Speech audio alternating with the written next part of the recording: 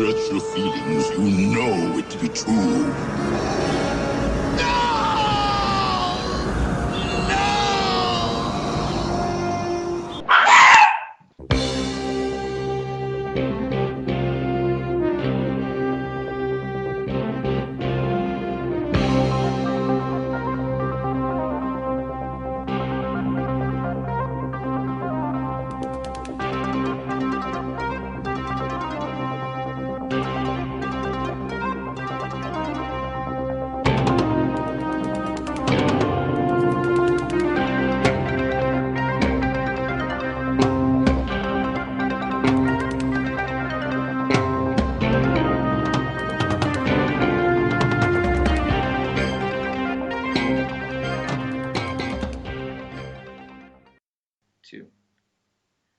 Hello, everybody, and welcome to a new episode of Stallions. This is Jason Lindsay making the intro for a change, and to my left is my compadre from Canada, Brian Heiler. Hey.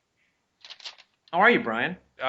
Better now that you took over the intro. Let me tell you. Yeah. Well, we got to mix it up every now and then. We figured 75 episodes in, we should switch it up, and I can do the intro. Yeah, and it has been quite a few episodes since we've tackled Star Wars. Believe it or not, I think it's been well over a year. Has it? Yeah, it just feels like yesterday. Well, do you remember how that last one went? No, but it was so long ago our voices hadn't cracked. Well, that's in line with when we first saw Star Wars, and then it changed by the time we got to Empire. So this is perfect. I'm a man now. I can probably get back into the swing of it. I think we kind of left it off just before Empire. I know I was talking about being very distracted by things like Black Hole and Star Trek: The Motion Picture, and but of course once Empire came to town, all my affairs were back in order for a brief time, and I was completely devoted to Star Wars. I don't know about you. Yeah, it's that weird thing that we discussed and we talked about. Didn't we do an episode about like sort of knockoffs? Star Wars and its ilk in the wake of Star Wars, all the things that sort of came out. Oh yeah, we did actually. Yeah, you mean like the Battle Beyond the Stars and the Yeah, and it's just all that stuff. They were placeholders until Empire came around. We didn't really realize how many things would be fixtures, how many things would end up being franchises. Ironically, when you think about all those, this just occurred to me, and I think it probably needs some more thorough research to come up with a hypothesis or a thesis, or however that goes. But besides Star Trek: The Motion Picture leading to Star Trek II: The Wrath of Khan, which would be in that wilderness between Star Wars and Empire, did anything else become a franchise? Did any of those other things that were Star Wars hopefuls or, sci-fi, hopeful type things, did any of them spawn franchises? I can't think of anything. And I don't think Tron counts because that was like 50 years later. Yeah, I'm pretty sure Tron doesn't count at all. Careful. No, I just mean because it was, they might as well have just remade it. Right. After that many years. Yeah, gosh. You know what? I can't think. Superman? Superman. But again, just like Star Trek, these are established, popular characters. Right, so the Black Hole, Battle Beyond the Stars, none of those, Megaforce. I mean, if anything should have been a franchise, it was Megaforce. I gotta say though, I'm not sure the Black Hole was really meant for a sequel. Oh, come on. or yeah, okay.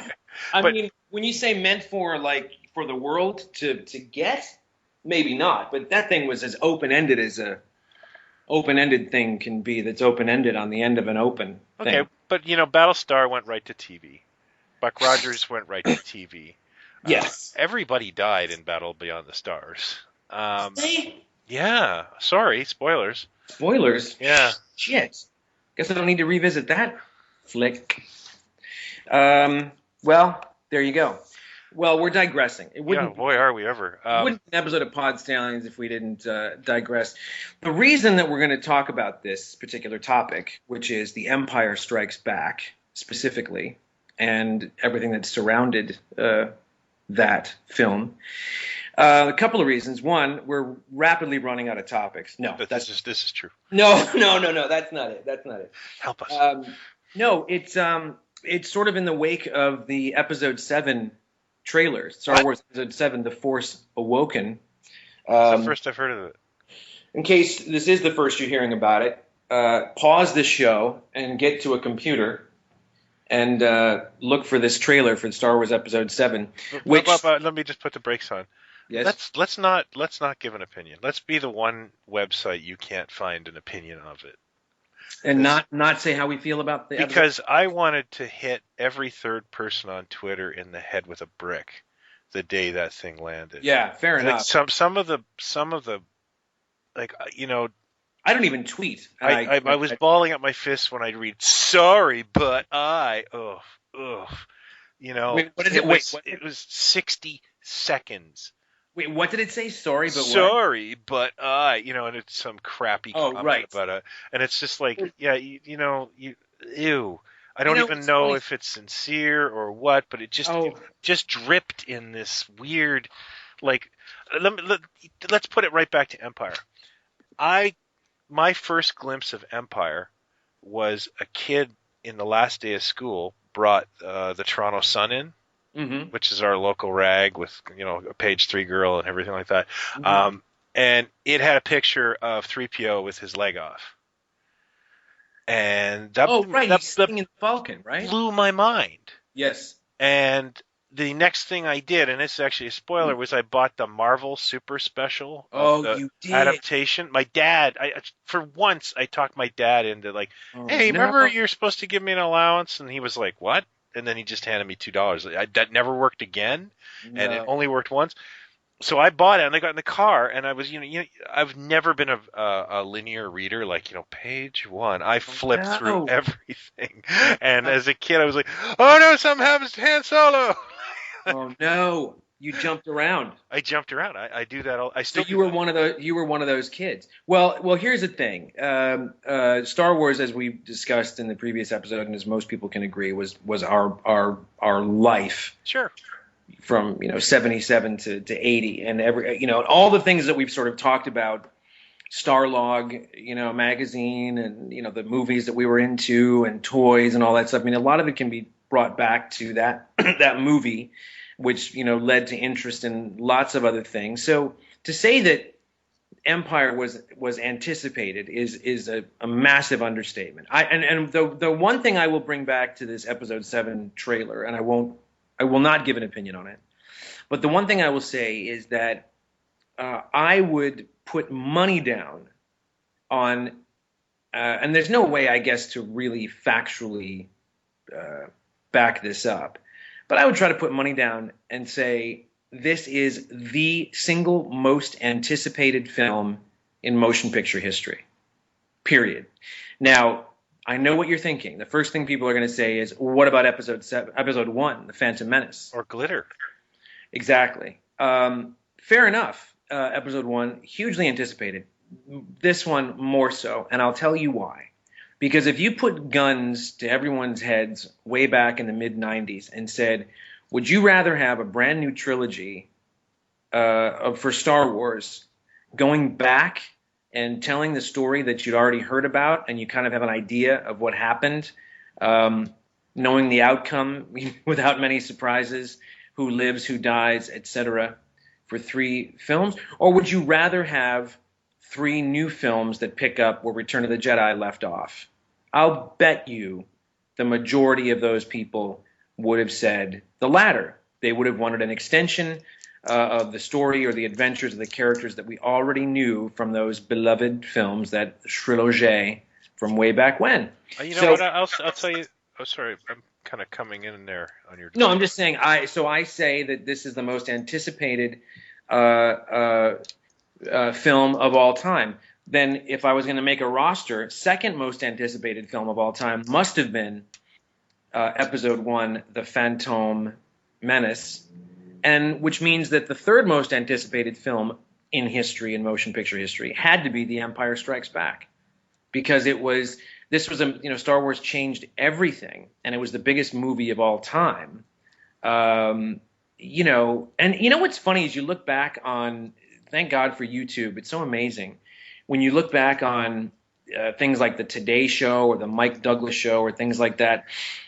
There's one junket that it's Harrison Ford and Anthony Daniels. They're handling interviews together. Then there's one that's Hamill and Ford together. Then there's one that's Fisher, Hamill, and Ford all together.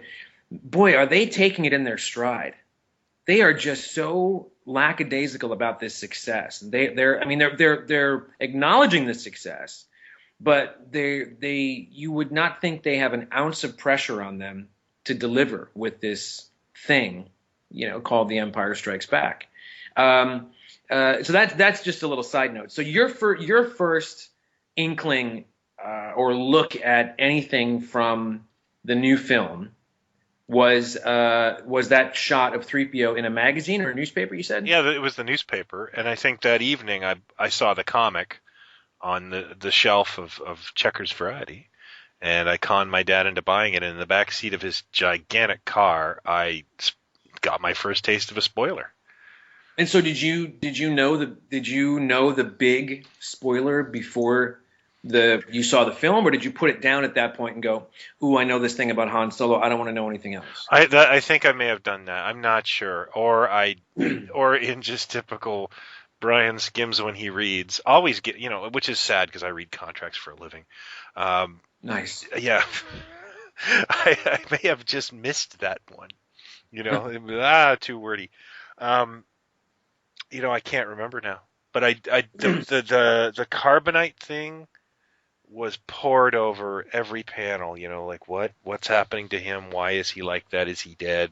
Okay, I'm glad we're gonna get to this, because this is a seminal moment in my life that we're going to discuss. It truly is. I mean, considering how much I love movies in general and pop culture and Star Wars and all that stuff, I could not overemphasize what this moment did to me, physically, mentally. We'll get to it, but it's true. It really was a traumatic moment in my life. No joking. My first look, two things. One was the poster, that gorgeous one sheet, with Han looking to the Gone with the Wind. Oh yeah, it's gorgeous. Yeah. In fact, I got the I think I had the wallpaper, which was kind of a knock on that poster.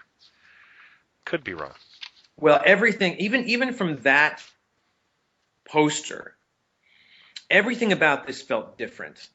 I just started to get this sneaking suspicion. Not remotely could I have had any idea just how I was going to get the wind knocked out of me, sitting in that theater.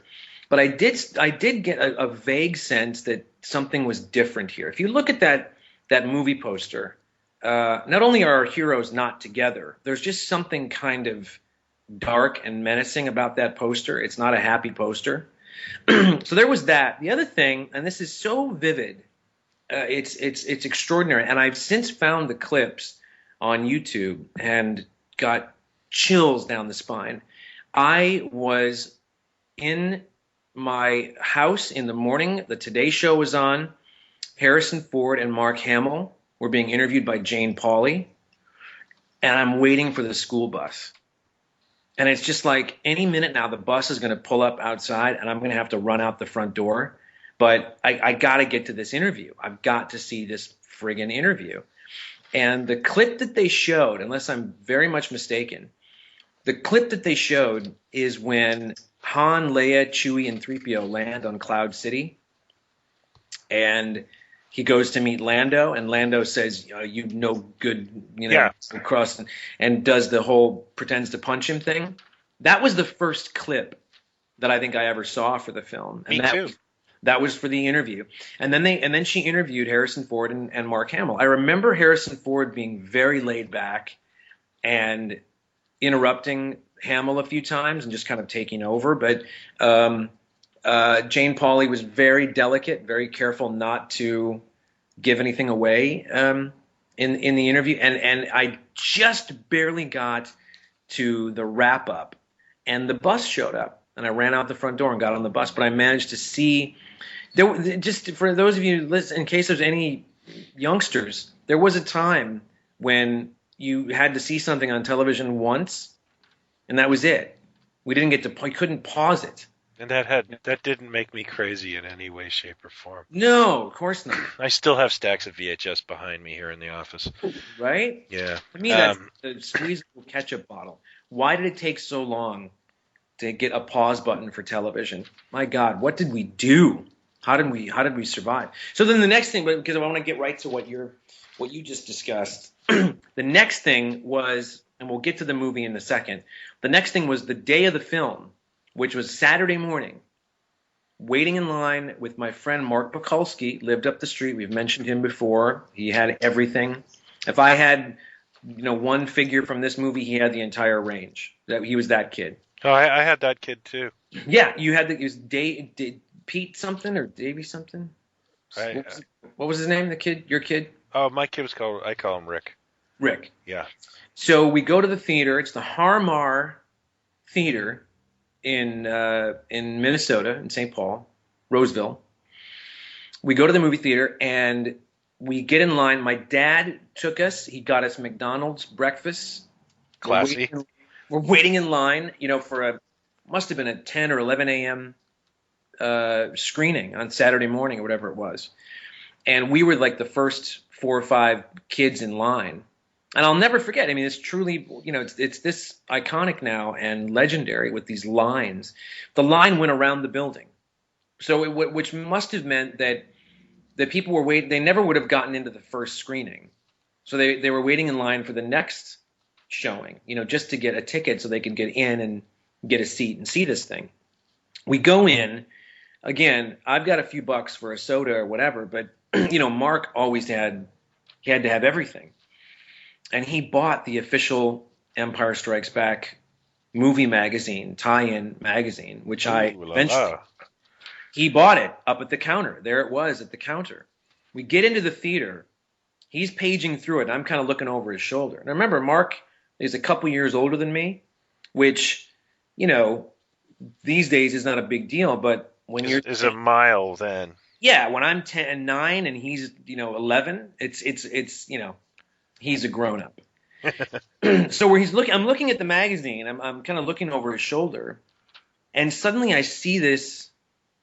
First, I see a shot of Han, and I read the caption, and it says something along the lines of, but has Han Solo's luck finally run out?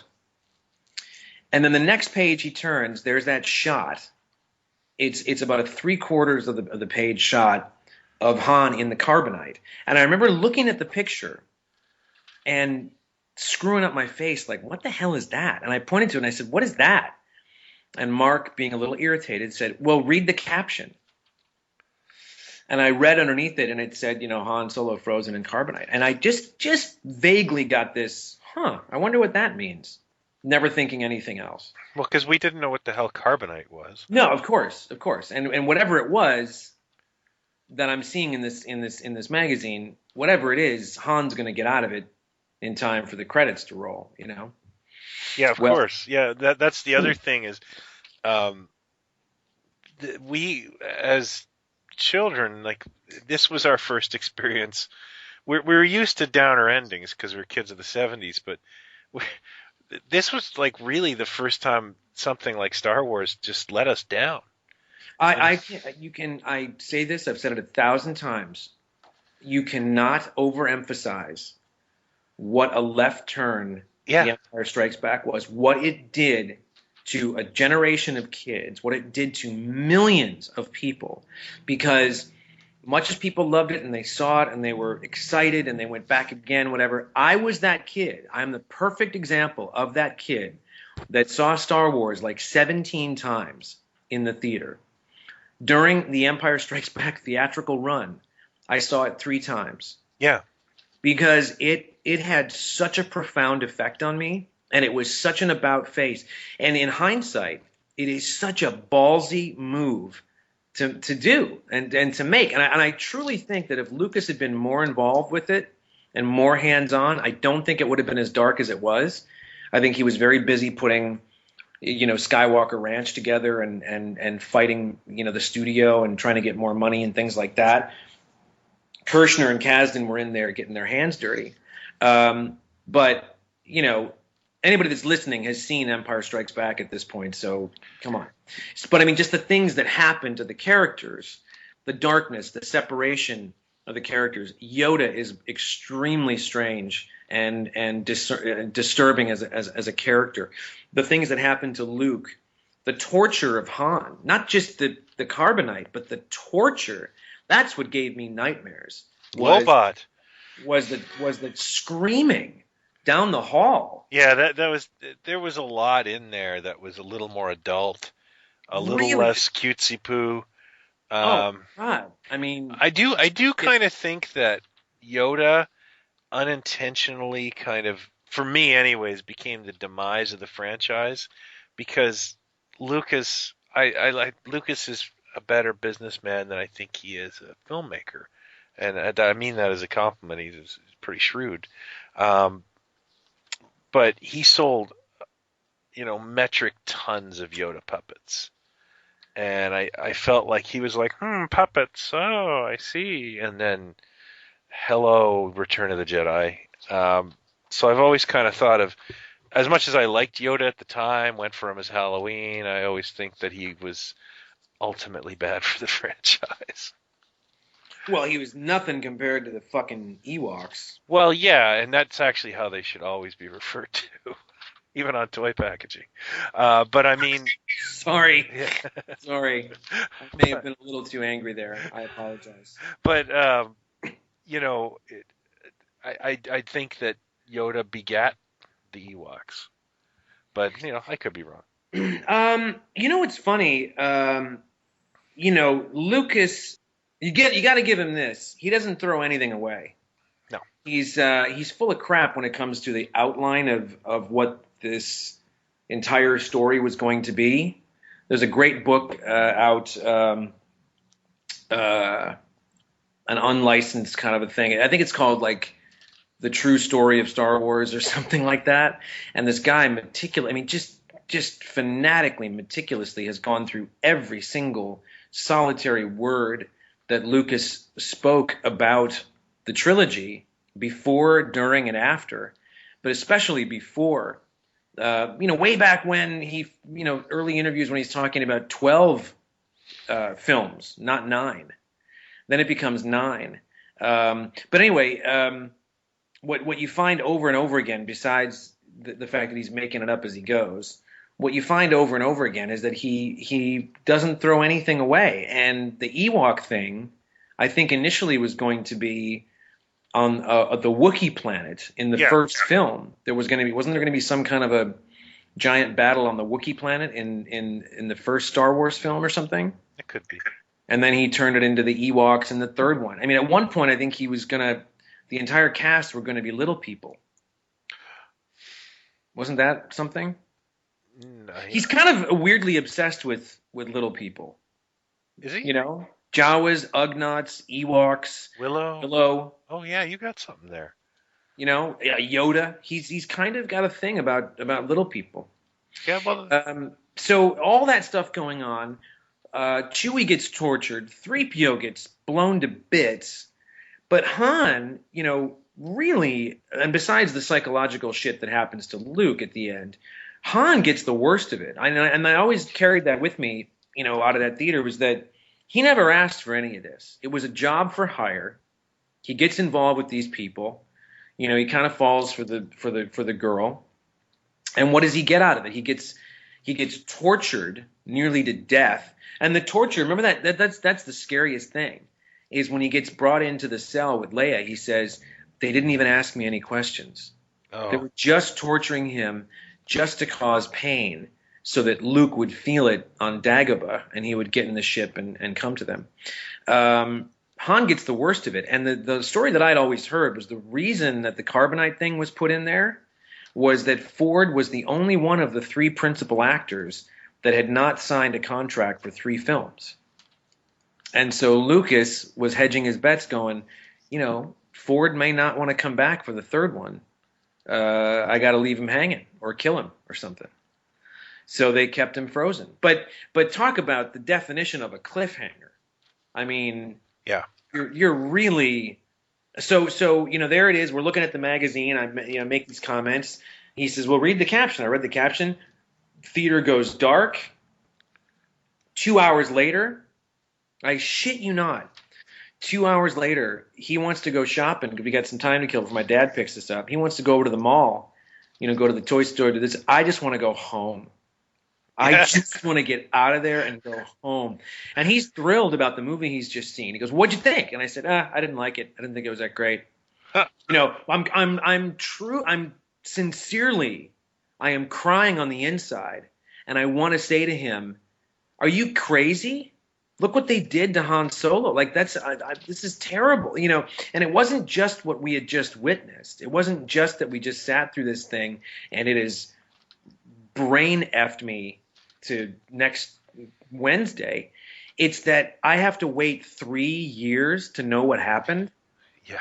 I waited 3 years for this, and I got to wait three more years. Anyway, we'll get to all the ins and outs. But so, what was your first experience seeing the? Did you know the big? Because I'll say that it is. I was lucky enough to be a kid that knew nothing about it before I went in, and when that moment happened with Luke, still the most shocking thing I've ever seen in a film. Yeah, I didn't know that, and when he said it, I was like, he's lying, because I don't know, maybe I read something in a Marvel comic and thought that I knew the real score. I saw it in the mall too, weirdly enough. That's kind of when the mall started getting one of those little movie theaters. It was easier to get to the movies as a kid because all the theaters were downtown or in another town. It was kind of skeevy. And, to get my folks to take me to a movie was kind of rough. And but when it was at the mall, it became one of those things like, oh, it's just over there. We'll go. And I saw a lot more movies from about 79 on. Okay. And my dad would always take me to the Star Wars films. And we went in a packed house. I don't know if we saw it opening weekend. I don't think so. Okay. But it didn't matter back then because this was the weird thing. Empire Strikes Back turned out to be it hung around in theaters forever, and I saw it on Labor Day weekend because it was my friend's birthday. Again, it was the first movie I ever got to go see sans a parent. Oh, was it? Oh, yeah, really? Yeah. It was my friend Neil's birthday. Neil was a year older than me. He was my neighbor. He was my best friend growing up, and I'll never forget it. We met at his house. We watched the premiere of Drac Pack on Saturday morning. Oh my gosh! And then we drove to in his mom's station wagon. We probably didn't even buckle up. We were probably just in the back of the station wagon. She dropped us off at the mall. We went to see Empire Strikes Back. Wow! And it was pretty cool. I mean, and then it came back. Remember, I think like a year later, it came back with Star Wars as a double feature.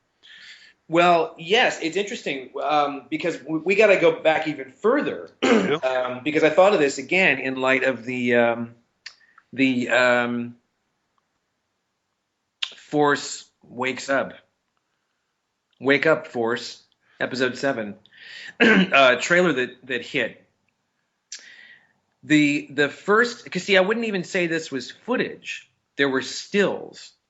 But the first sort of thing, the advanced teaser, I guess you'd call it that now, the advanced teaser trailer for The Empire Strikes Back, I did see before the film came out. Obviously, in 1979, they re-released Star Wars theatrically, which was, like you just said. That's how I saw it. Remember? It was a big deal. It was a big freaking deal. That's the first time I saw it. So wait, it's the re-release was the first time you saw Star Wars? Yep. No kidding. Oh yeah, I totally missed that boat. Oh, that's right. I remember you telling. That's right. Yeah. Yeah, you were that kid. The people must have thought you were from like Spain or. The beatings were a little much. A little rough. Yeah. Okay. Yeah, that's something. Okay. So they re-released it in '79, and I remember this as well. Not only in the paper, the ad in the newspaper, stick around for the trailer. They would show the trailer at the end. You had to sit through the credits of Star Wars, the end credits, to see the trailer for The Empire Strikes Back. They did not show it at the beginning of the film. And they did that again when they re-released Empire in '82 for the Revenge of the Jedi trailer. You stuck around. Also at those screenings, you got a Kenner booklet. I remember that Kenner booklet. Yeah. Special edition Kenner booklet, which came with rebates, which I misread in the paper as coupons. Like I'd get this Kenner booklet and they would have like coupons, getting a couple bucks off here and there. What it really was rebates. You had to buy like a 12-inch Boba Fett and an X-Wing and you'd get $1 back or some shit. Which no kid did. No kid did that. But I saved the booklet. I think I took about 10 of them. Yeah, I had a couple of them. I've still got one of them. I've got all those little Kenner booklets. I have all of them. Do you have any of them? Because I can always scan them for you. I should probably reunite with that stuff. That's what I wanted to get onto because, the toys were so integral to the whole thing, and I was cheating on Star Wars with all these different lines, and then, the Empire stuff came out, and I was front row center again, and instead of, it's for Star Wars, I gravitated towards the aliens and the cantina. They were the most interesting to me. Oh yeah, totally. And then Empire did it again because they added all these bounty hunters. And, again, these characters were in the movie for like 10 seconds, and you had to have all of them. And here in Canada, and I think I mentioned before, too, that, I played with toys, and then I got into Star Wars, and I got into these two other guys, and it became like competitive collecting. And it was really, really kind of not a good friendship, because like if one of us left the room, the other two would trash him, and it was always like, hey, I found Dengar, but I won't tell you where.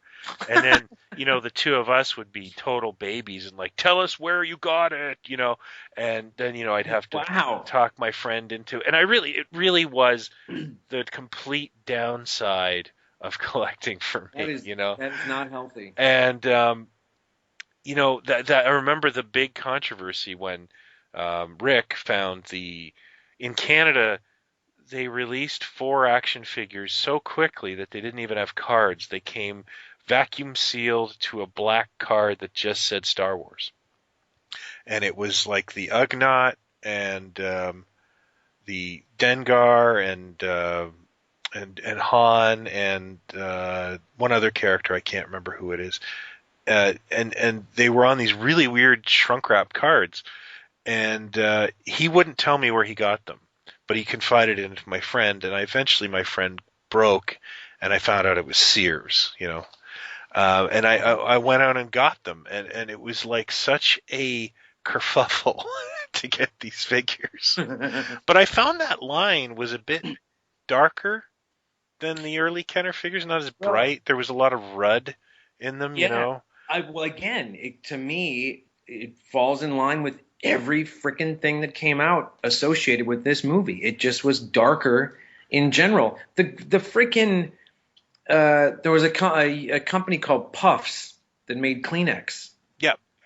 Puffs had a campaign where the Kleenex boxes had stills from The Empire Strikes Back. Really? That was a big Kleenex boxes. The Dixie cups were a big deal. But even and these are gorgeous now.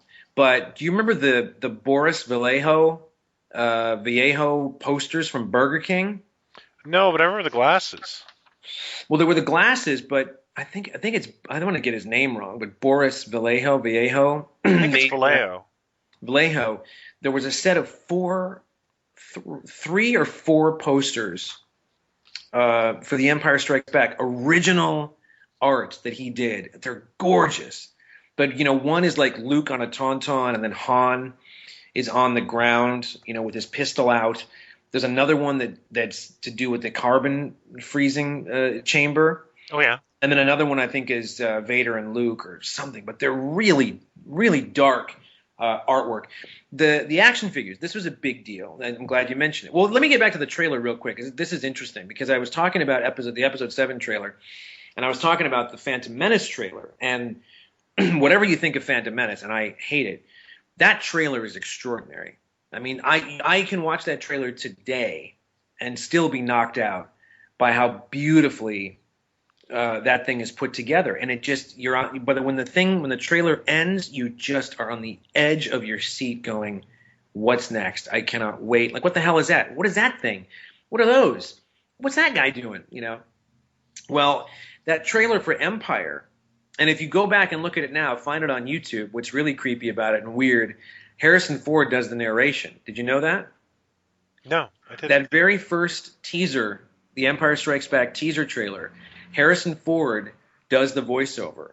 And it's like, the next chapter in the Star Wars adventure, The Empire Strikes Back. You know, he does it way over the top and big and weird.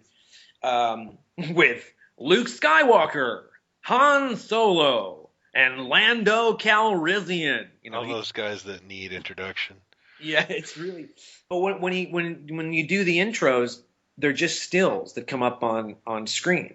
But there are different action stills, I think, too. And it's like one of the first shots that you see is of the snowtrooper. And you're just going, oh, wait a minute, that's a stormtrooper with a different, you know, gear. And I remember the same thing happening with the Revenge of the Jedi trailer, when you'd see a quick couple of seconds of a biker scout, and you were like, oh, it's a different stormtrooper. Like, just little snippets, these little flashes of things that just, you know, the Revenge of the Jedi trailer, there's a bit where it's because, again, this is your 11, 12-year-old brain, you know, seeing this and remembering this. The Ugnaught that gets thrown down to the Sarlacc, or to the Rancor pit, he comes shooting out of this little tube or whatever, and this chubby little, no, not an Ugnaught, Gamorrean guard. He's, you know, this green pig guy suddenly in a dungeon. The next shot you see is Han Solo, you know, shooting at something. And my brain put that together as if they were like in a scene together. And so when I eventually saw the film, I'm waiting for this scene where like Han is with this, you know, this Gamorrean guard, whatever. Anyway, I'm saying that's what a great trailer is, and that's what I wanted from this episode 7 trailer, and I got it here and there. Again, I'm not commenting on it, but that's what's you know, great about whatever's going to be coming from this point on with this new movie. It's like, that's how it was for us back then too. Like, what does this mean? And what is this little picture? And, you know, and this and that. But toy wise, that would be the next thing. And I remember getting some of the action figures before seeing the film. The toys hit, at least in the U.S. or in my town, before the film came out. And it's interesting when you look back on it now, because, you know, after seeing the film, I wanted, the very least, I wanted an updated action figure of Han Solo in that new jacket. Instead of the vest, he had that cool jacket that he wore. But we didn't get that figure until like a year after the movie came out. You know how they kept putting waves out? Yeah, that was the figure I got. That was the figure I got on that card from Sears. That one was the most exciting to me. That was the best. So they called it Bespin Han. Yeah, Bespin outfit. Yeah. Yeah, and but it was effed up because he had brown pants and brown boots, which is not what he wore in the movie. And he had black. That. He had black hair, which is not what he had in the movie, and he had the wrong pistol, which is not what he had in the movie. But the thing is, the first Han. I mean, all I want, you know, when the first figures came out, I wanted Han Solo.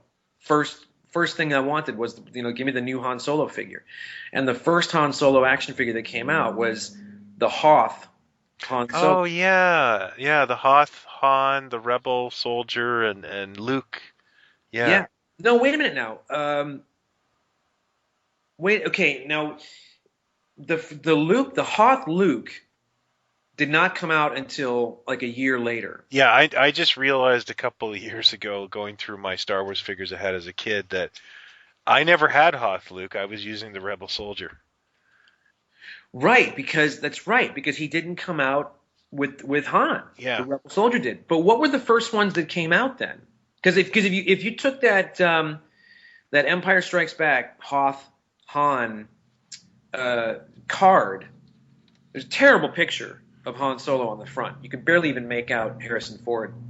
And you flip it over, there were like 6 or 8 figures that you had to collect. Yeah, and that's one of the things I want to talk about is that I felt like I had to collect them, which is a weird feeling, you know. Really? Yeah, Why did you feel that way? well, because I was in this competitive group. I was young. I wanted to fit in. That really went away very Oh, quickly. so this was all about the group. This was all about the group. Yeah. Yeah, there was I guess what Star Wars was 21 backs, and then when it Yeah. went to Empire, it went to 31 backs. And the first group was a regular Luke, Lando, the Bespin Guard, Snowtrooper, FX7, which I still think I have the card for, Leia in the Bespin outfit, Bosk, who was a mail-away figure, I believe, IG-88. Bosk was a mail-away figure. Yeah. You're right. Hoth Han. I think that's all of them. Now this is I don't know about you, but I maybe lasted a year and a half before I tapped out. I had a falling out with one of those kids, and I just couldn't get excited. Like I can honestly remember the day it happened, because the one kid I was still friends with, Will, he came out and said, "Oh, they're issuing a survival kit. Are you going to get it? You just have to mail in, proofs of purchase, and you get those masks they wore when they were in that creature's stomach." And I went, "No, I'm not doing that. I don't care." And then, walked by his house one day and he had it, and it was like, oh, that's kind of cool. I wish I'd done that.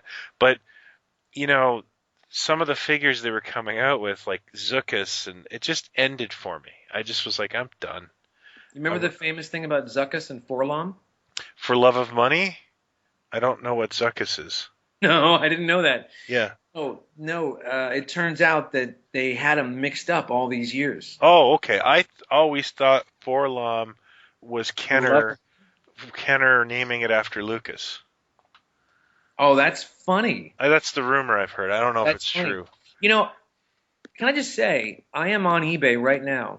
That's not good. And I am looking at a Kenner Hoth outfit Han Solo with 3 days left on it at $30. Yeah, I think carded Empire isn't that hard to get. I want this, but it's $30 with 3 days to go. I bet it's going to go for like maybe $100 or something. I don't know. Terrible picture of him on the front. You can barely make out that it's even Harrison Ford. But I had this damn thing, and I played with it. But you're right. I'm looking at the back of the card right now, and what an uninspiring batch of characters to be your first batch from Empire. Lando, Bespin security guard. Luke in the Bespin fatigues is okay. Snowtrooper's cool. FX7, Rebel soldier. Leia in the Bespin gown, which I bought and was totally cool with. She was in the Bespin gown for 5 minutes. Well, yeah, but look, the Bespin guard looks like he's checking your passport on the Orient Express. Okay, so and I had him too, but I drew the line. Like my parents got me the cloud car, the twin pod cloud car. Pod cloud car pilot? Yeah, well, I drew the line. I was like, I didn't need that figure. That guy was unimportant to my story because we didn't even see him in the film. No, we didn't. We heard him. He was a jerk. Yeah, he was a real jerk, but we didn't see him. And there were 2 Bespin guards.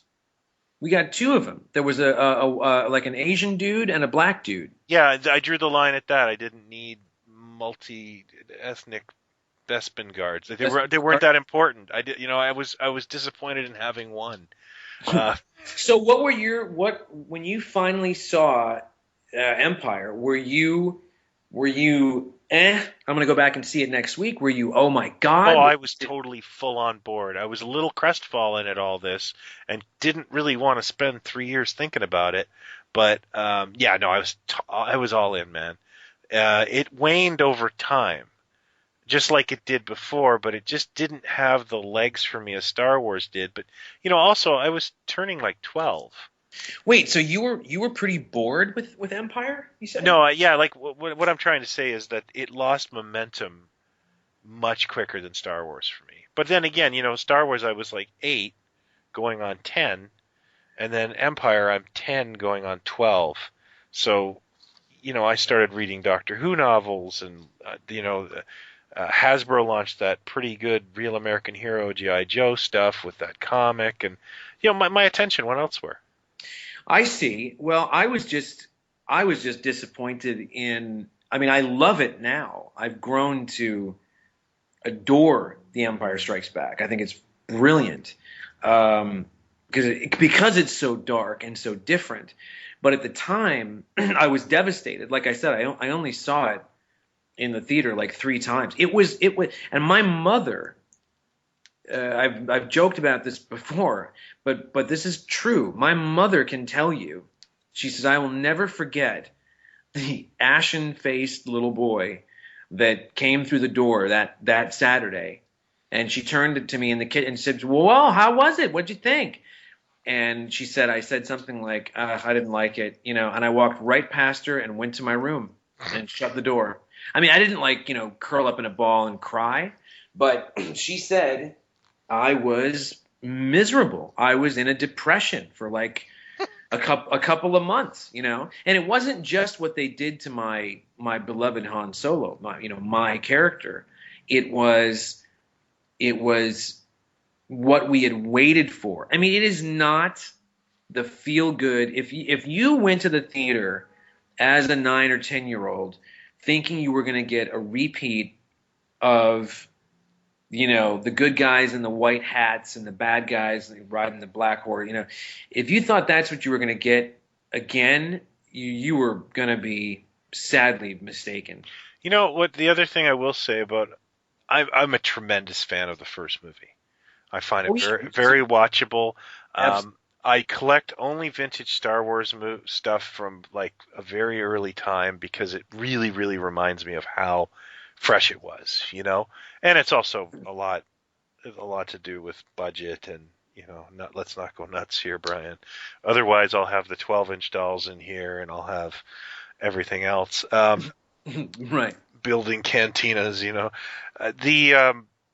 but my wife is a ravenous Star Wars fan, and she's a bit young. I did not know that. Oh yeah, when I first met her, she was reading Star Wars novels, which in 1992 was like, who reads Star Wars novels? There's Star Wars novels, I was way out of that scene. Would those have been the what's he called?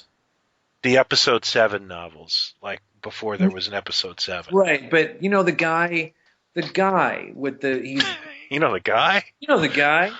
He's got blue skin and he walked No, around not the salamander. The Prince Xizor stuff? No, not him. Heir to the Empire? Was that the name of the book? Could be. Yeah, I'd never read it. I'm not a fiction reader. But yeah, I don't.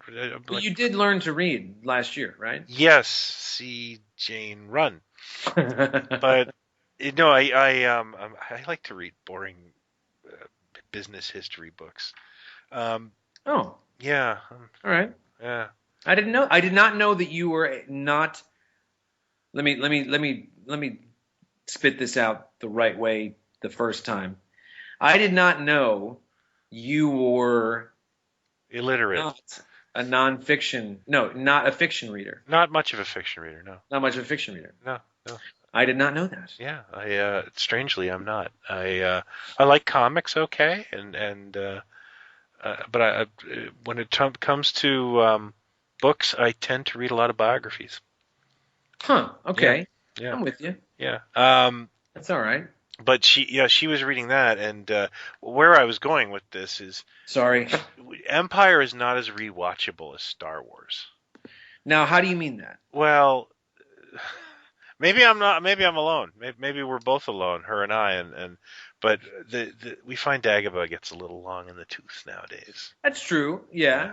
I would agree with that. Yeah. It can. Yoda can be tough to take. I just think the dialogue is wonderful. It's pretty clear, watching it over and over again. It's pretty clear to me that Harrison Ford was this was his moment.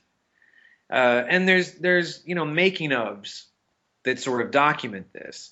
He's highly aware that Star Wars opened the door and gave the opportunities, but I think he was highly aware that Empire Strikes Back was going to be it for him. This was going to be the one that put him over the top, and every opportunity he gets, he's sitting in a corner with Irvin Kershner, or having lunch with Lawrence Kasdan, tweaking the script here and there to really squeeze out the juiciest bits of dialogue and scenes that he possibly can for Han Solo. And it's all there, I think. He gets the best dialogue, the rapport between he and Leia, the way he sort of handles that, the stuff on Bespin with Lando, the sacrificial lamb that he is, and of course the famous "I love you, I know." That was all Harrison Ford. That the original scene, as everyone probably knows, the original scene was "I love you too." Ah. And he said he'd never say that. It doesn't. And he fixed it, and suggested the line that he delivered with Kershner and Kasdan without Carrie Fisher's involvement. And there's it's documented in one of the making of books that she's really pissed off when she shows up on the set and says, "Well, you guys changed something. Well, how come I wasn't involved with this?" And she's really irritated that they changed this dialogue. And and Kershner's losing his patience because he's going, "Carrie, I got a million things. What do you want?" And then she says, "But well, I wanted to be consulted." Harrison Ford never even has to deal with her getting pissy. She brings it right to Kershner. But Ford's wonderful in it. I mean, he really.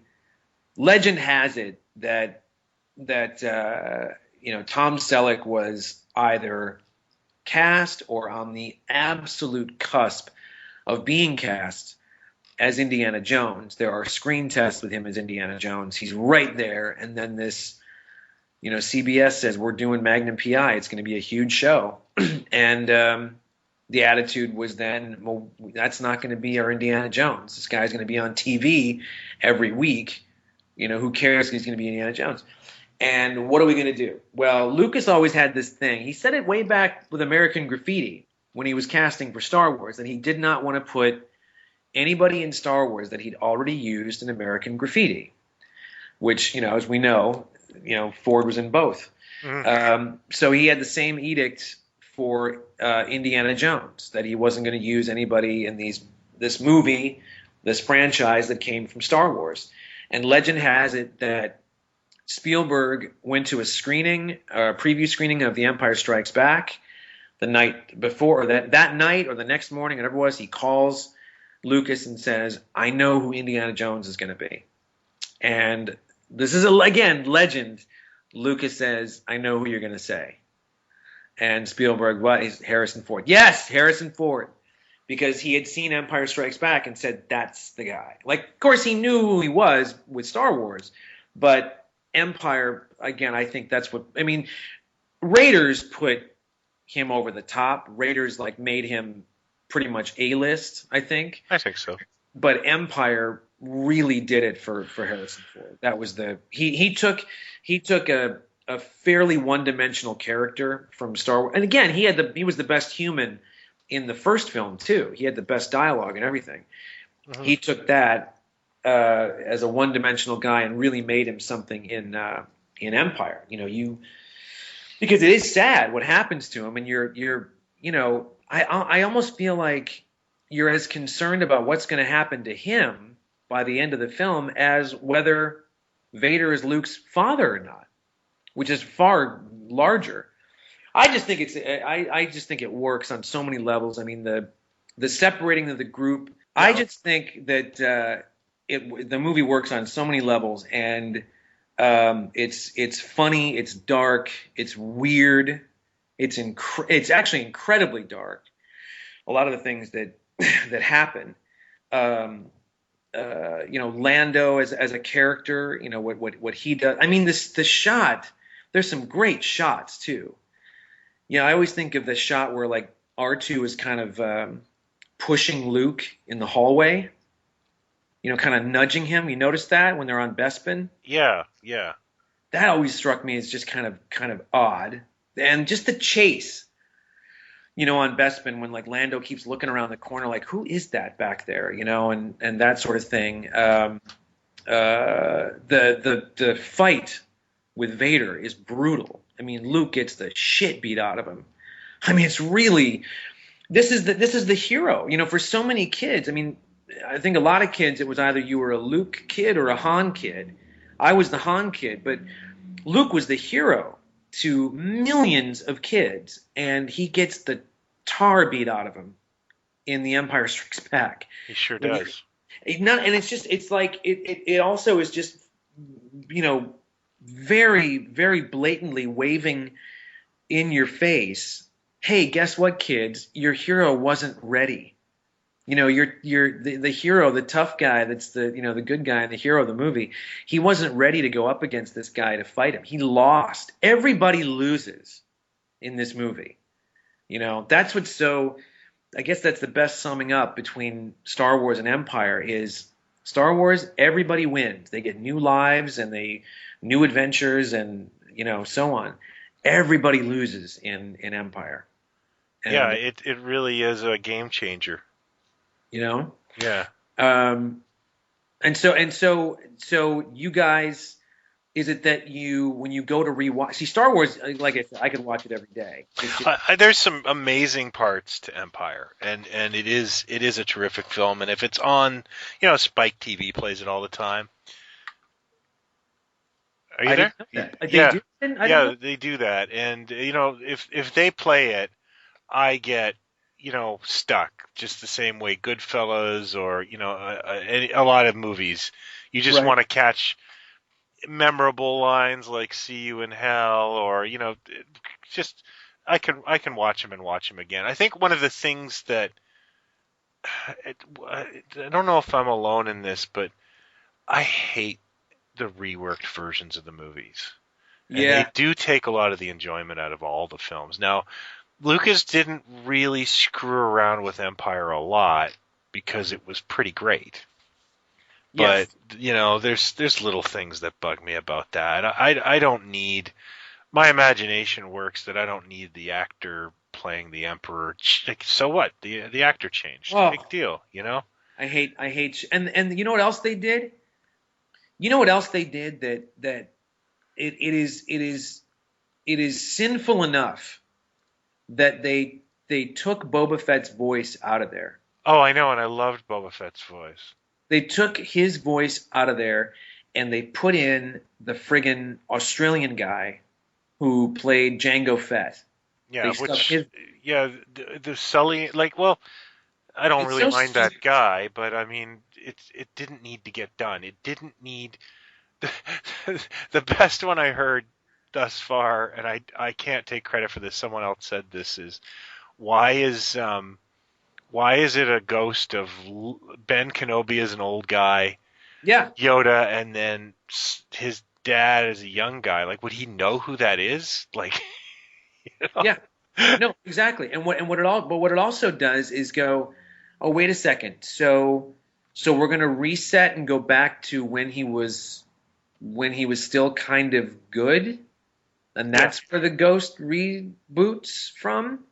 You know what I mean? Like that, and that wasn't even a change that was made for the theatrical release in '97 when he rebooted, the special editions.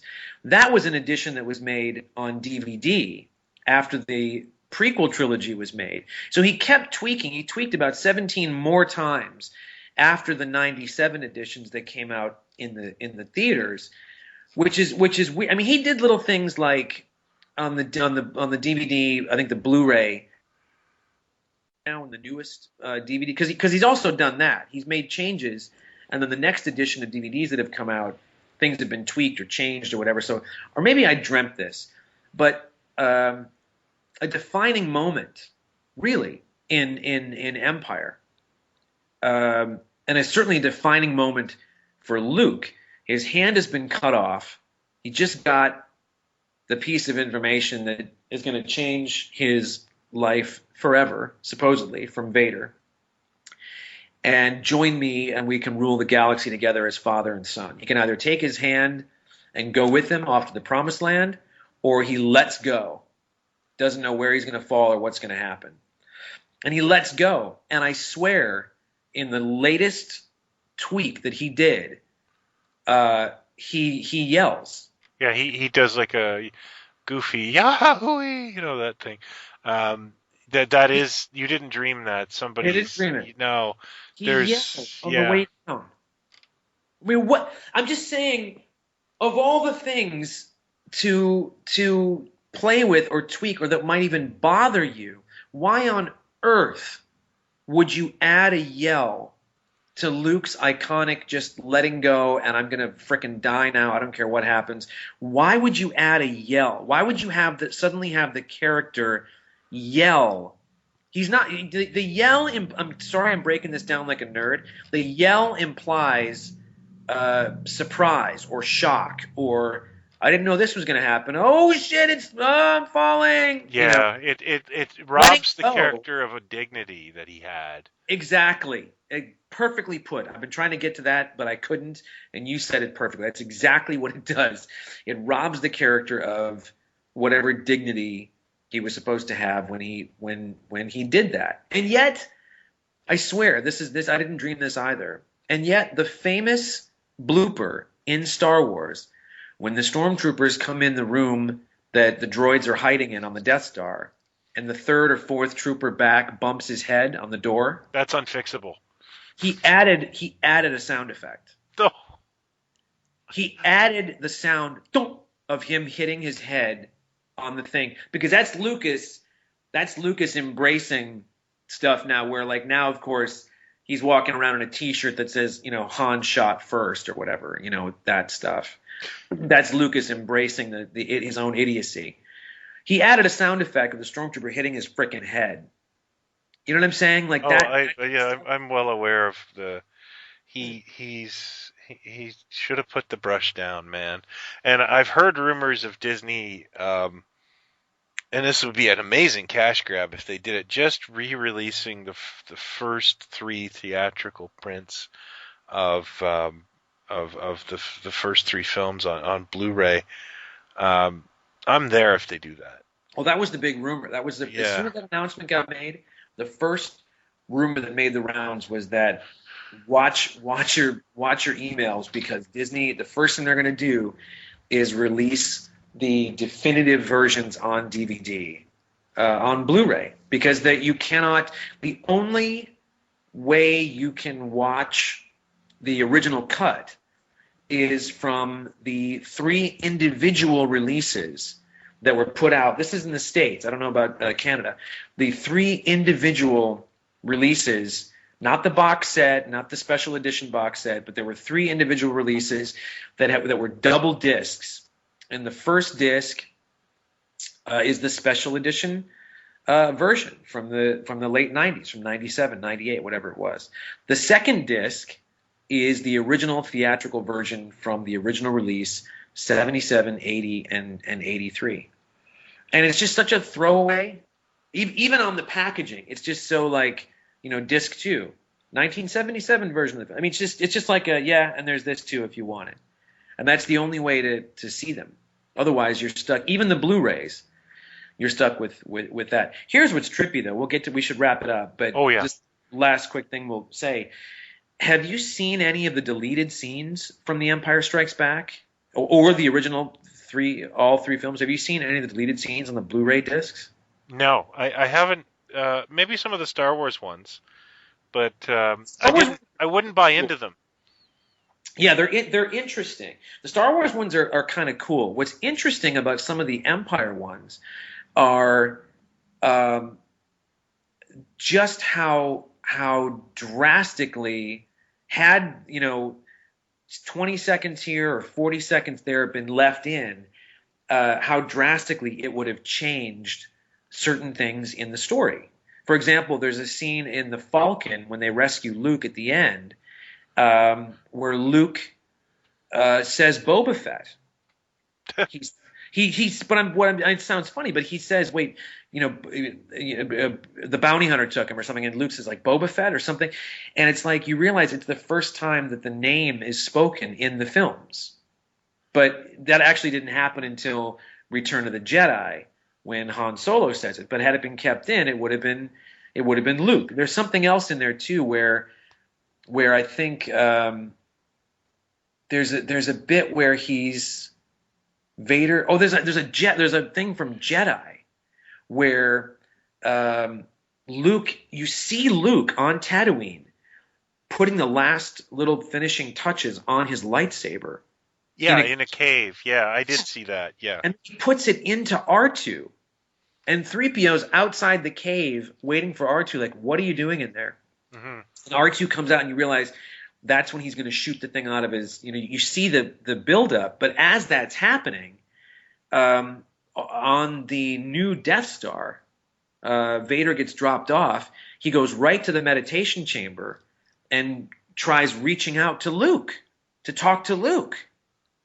And it's such a cool thing. And you're like, why would you cut that from the movie? That was cool, little things like that here and there. So, it's not all bad. The stuff that we've gotten in the wake. No, I would never say it was all bad. I can't get on board, and that's okay. I mean, I'm not complaining about it online. I guess I am now, but finally got to. Yeah, I finally wrote that rant. But it's just I still have the VHS. Remember, like in '93 or '94, they re-released the first 3 films, and they were just cleaned up VHS copies. Is that the campaign that was like Vader, Stormtrooper, Yoda? Yep. I remember that. I have I have 2 of them. I don't have the Return of the Jedi. I didn't care. Hey man, I was a Laserdisc kid. Oh, so was I. Early 20s. I had the Laserdisc player, and I had, because that was the only way to get it on widescreen or to get a trailer or any extras, and I had that ginormous triple, quadruple Laserdisc set with the hardcover book and the trailers and all that stuff. You remember that big thing? Oh, yeah. Well, my friend, when I lived in the city, my friend Sean, still friends with to this day, he had this amazing Laserdisc collection, and he was 2 flights down, my friend. Oh, nice. And I remember watching Flash Gordon in widescreen. Yeah. On my crappy, Zenith television, going, it doesn't get any better than this. Oh yeah, man. Laserdisc was. Oh yeah. Shit. Just weighed 75 pounds a disc. And you had to flip them. Oh man, that flipping. That flipping was. You might as well have been changing reels, That's true. I know, but widescreen. I felt like. Oh yeah, you felt like a star. Yeah, I was in on something that very few were in on. Remember Last of the Mohicans came out, the Daniel Day-Lewis remake, and it was only released in widescreen on VHS. And my in-laws rented it. They weren't my in-laws at the time, and we were watching it. And what's wrong with the picture? And I had to explain to 5 different people what letterboxing was, and when I went to return the video, there was a post-it note that said, it's supposed to look that way on Last of the Mohican. It's just, I felt like the coolest man in the room. Oh, I was that. I went from kind of cool to being maybe like a snob. I don't know what, but having to tell people over and over again, like, what's the Laserdisc? Why do you have a Laserdisc player? That just seems so cumbersome. What's with this pan and scan movie? Ew. And then I'd have to explain, well, what you don't understand is you've been missing so much of the picture for so many years, you don't even know it. Man.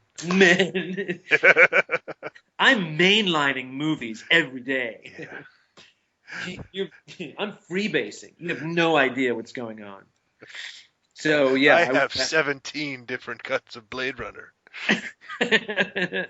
I lugged my Laserdisc player to LA 20 years ago. Yeah. When my stack of Laserdiscs. They were not cheap. Nope. And B, they were heavy. I cried when I dropped mine off at the Goodwill because it no longer worked. Yep. Well, I mean, that's when DVDs kicked off. I was like, okay, finally, now we're getting somewhere. Well, for me, it was Laserdiscs never really took off enough, and I moved to the burbs, and you absolutely could not buy them anywhere here. So, it became this kind of thing of like, all right, I hope I like watching the Omega Man again. Well, I was a big, they would put the Bond films out in box sets. Oh, yeah. Like the first 3 Connerys, and a big box set that was like $150 with trailers and stuff. I mean, that was where it was at for me, But there's an episode, the Laserdisc revolution that never came. Yep.